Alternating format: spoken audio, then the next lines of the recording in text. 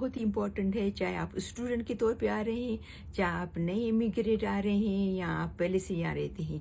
तो आप चाहते हैं कि हम $16 $17 एक घंटे के कमाएं, या आप चाहते हैं कि हम डबल कमाई करें, ज़्यादा पैसे बनाएं। मोस्टली मैं शेयर करती हूँ पार्ट टाइम। जो पार्ट टाइम हम थोड़े घंटे काम करो, ज़्यादा डबल पैसे बनाओ। यहाँ पर सब लोग डॉग रखते हैं, लेकिन उनको काफ़ी लोगों को टाइम नहीं होता है डॉग को वॉक करने के लिए, तो वो आपको आधे घंटे का तकरीबन $20 से लेके $30 तक देते हैं, सिर्फ हाफ एन आवर। एक नैनी जो कि बच्चों को संभालती है, 30 से $35 एक घंटे के। उबर ड्राइवर वो तकरीबन कमाते हैं एक घंटे में $19 से लेकर $28 तक। को खाना पकाने वाला एक घंटे में $22 से लेकर $40 तक।